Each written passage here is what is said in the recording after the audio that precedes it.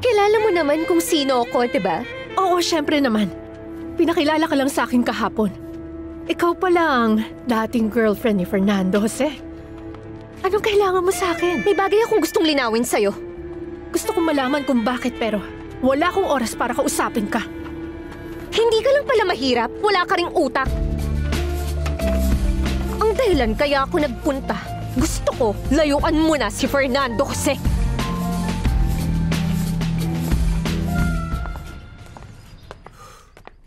Nakauwi ka na rin sa wakas. Ano nangyari? Nahanap mo na ba ang kinaroroonan ni Soledad Romero? Hindi po, Mama. Wala pa rin. Hindi na natin siya mahahanap.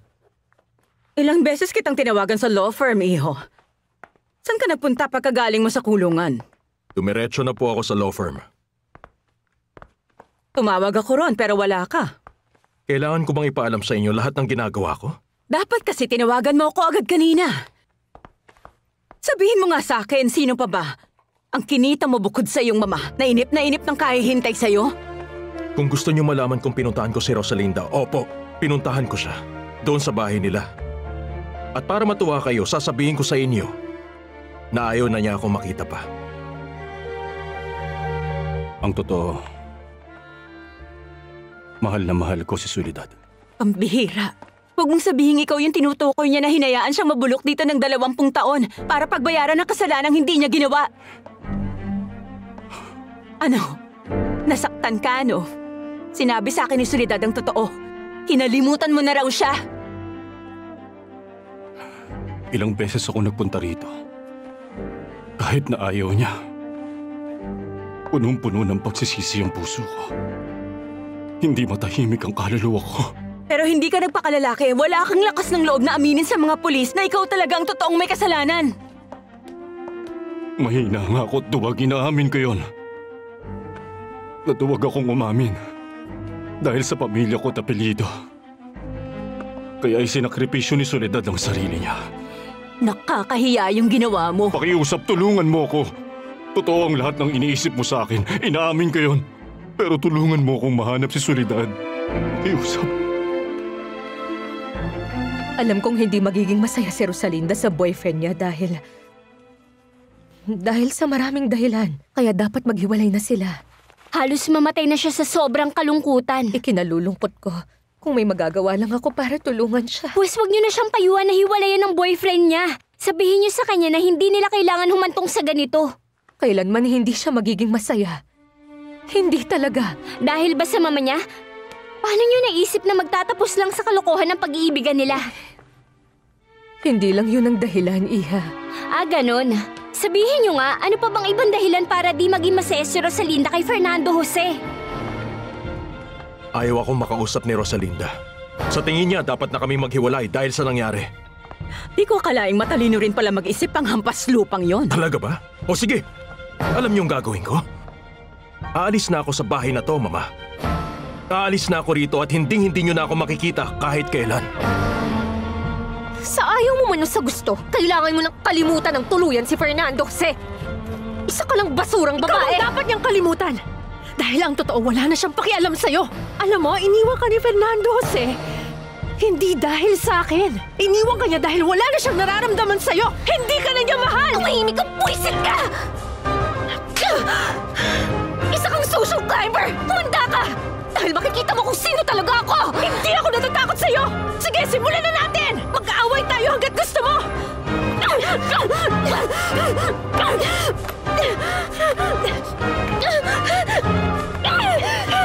Itiwan mo akong pulubi ka! Ano ba? Hindi ako papayag! Meron akong pinag-aralan at hindi ako papayag na maliit na lang na babae katulad mo!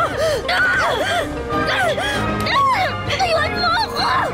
Paano mo nasabi sa akin aalis ka na ng bahay? Hindi mo alam kung gaano ako nasaktan sa pagbabanta mong yan. Hindi ko kayo pinagbabantaan, Mama. Gagawin ko yun. Hindi, Fernando Jose. Pagod na akong gawin na magpapasaya sa inyo, Mama. Gawin ang mga bagay kahit mali at walang katuturan. Puro na lang ikaw eh. Kapag sa akin, wala kayong konsiderasyon. Alam mo naman na mahal kita, anak. Nag-iisa ka lang. Anong silbi ng pagmamahal kung gagawin niyo miserable ang buhay ko, Mama? Gusto ko lang naman kasi na masaya ka. Hayaan niyo akong pumili. Hindi yung kayo na lang lagi ang makikinabang. Gusto niyo akong paghipitan, kontrolado niyo eh. Sa tingin ko, hindi ang kayang gawin sa akin ng totoo kong ina. At hindi kita totoong ina. Hindi magiging masaya si Rosalinda kasama ang lalaking yun dahil magkaiba sila ng estado ng buhay. Hindi siya makakasabay. Hindi siya nakapagtapos ng pag-aaral. Ang nagpalaki sa sarili, nagtatrabaho. Hindi yun mahalaga kay Fernando Jose. Hindi nga sila magiging masaya. Di mo ba maintindihan yun? Alam niyo, Tita Martha, kailangan nating bigyan si Rosalinda ng kumpiyansa para makumbinsi natin siyang kaya niya makuha ang loob ng mama ng boyfriend niya. At kahit hindi niya magawa, dapat magpakasal pa rin sila at maging masaya. At kung tutol po kayo sa ganon, pasensya na pero mas maganda kung wag na lang po kayo magsalita.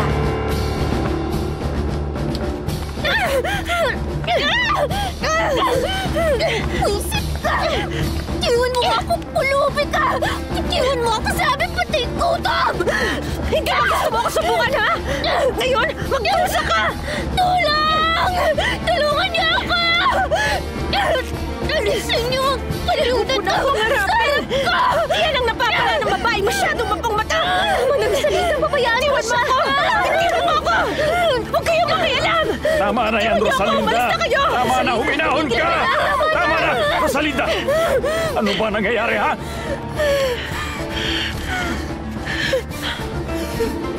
Tandaan mo, pagbabayaran mo itong ginawa mo! Grabe! Nanginginig ako sa takot! Tingnan Tama mo! na, Rosalinda! Ano ba?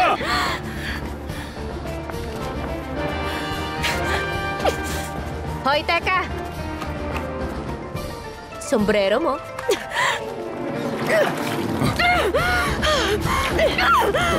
Rosalinda!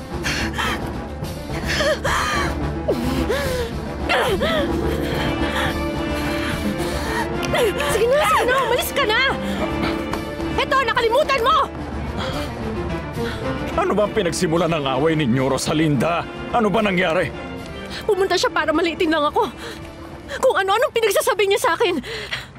At bigla niya na lang ako sinampal at sinaktan.